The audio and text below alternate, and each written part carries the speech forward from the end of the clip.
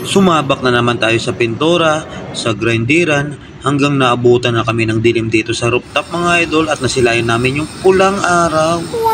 Yo, what's up mga idol? Maaga tayong naligo at naglagay tayo ng skin protector natin. Lotion din tayo pag may time mga idol. Siyempre, after natin maligo at maglagay ng skin protector, breakfast na time na mga idol. Kain muna tayo mga idol with scrambled egg. Bali yan lang muna yung breakfast natin bago pumasok sa trabaho. Kailangan talaga may laman yung tiyan natin mga idol. Siyempre pagkatapos ng kain, matik na yan, iinom tayo ng tubig na basa. Meron bang tuyong tubig? Nako, kailangan din talaga ng tubig natin sa katawan mga idol bago magtrabaho. Siyempre wag nating kalimutan na maghugas ng pinggan, baka langawin na naman tayo. Hirap na. Maraming langaw dito. Siyempre, linisan din natin yung amoy bagoong nating bunganga. Nako. O siyempre, magmugmog din tayo pag may time. Kailangan talaga yan.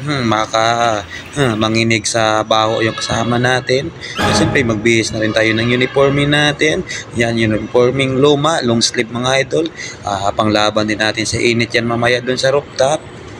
At isinuot na rin natin yung pinakapugi nating boots mga idol. Halos isang buwan na yung walang laba-laba. Di baling walang laba mga idol. Importante may maisuot tayo. O di ba? At siyempre safety yung paa natin.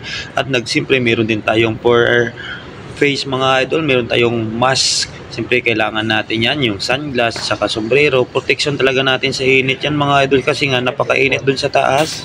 At nagsuot na rin tayo ng harness mga idol. Siyempre for safety talaga natin. Remember, iisa lang yung buhay natin. At siyempre isunuot ka muna dito yan sa 6th floor bago umakyat dun sa taas.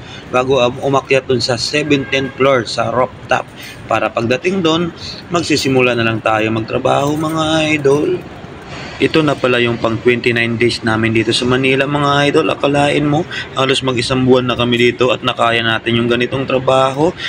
Talagang kakayanin mga idol para lang sa mga bayarin natin buwan-buwan dun sa probinsya at siyempre para na rin sa pamilya. At pagdating nga dito sa rooftop mga idol, ayan kung nakita nyo, ang ganda ng panahon ngayon mga idol. Siyempre kailangan namin yung panahon na may init para makapagtrabaho kami kasi pag umulan, nako, tambay kami mga idol. At sumuot na nga rin ako ng protective gloves natin. Kailangan natin ng gloves dito mga idol. At nagsimula na kami mag-grinder.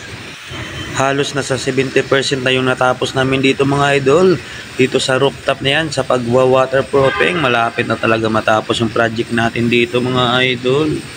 At habang nag-grinder kami, nagsisilant naman yung kasama natin at yung kumpare natin dyan. Siyempre kasama natin galing probinsya, nag-cutting na rin ng mace mga idol. Yan yung parang rubber na ilalapag natin dyan at bago pinturahan. Kung nakita nyo mga idol, ganyan talaga. At siyempre magpapaliwanag na naman tayo.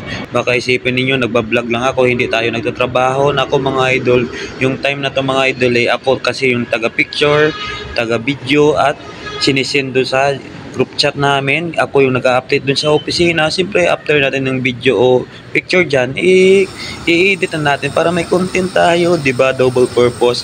At inabot na nga tayo ng gabi mga idol. Fast forward tayo. Itong time na to mga idol, 6 PM hanggang 5 PM lang sana kami. Kaso nag-overtime kami ng 1 hour. Siyempre, inabot kami ng sipak at wala tayong magagawa kasi utos din ng mga busing natin. Kaya nag-overtime tayo. Kaya napansin namin itong pulang-pulang araw mga idol.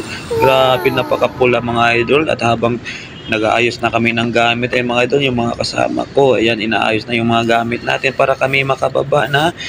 Nilinis na rin namin yung mga gawa namin dito para bukas panibagong trabaho na naman mga idol. At yung time na yan mga idol, ipababa na talaga kami. Ayan, kung nakita nyo, padilim na talaga yung panahon at lumabas na talaga yung buwan. At siyempre sumakay na kami dito sa kwarto na tumatakbo. Siyempre dadaan kami ng elevator. Siyempre pagod na pag dumaan sa hagdan, sa elevator na lang para shortcut. Yan. At pagdating nga ng 6th floor, siyempre, lalabas din kami at dyan kami nakatira sa 6th floor mga idol. Kaya hanggang dito na lang yung video natin mga idol. Thank you sa patuloy na suporta.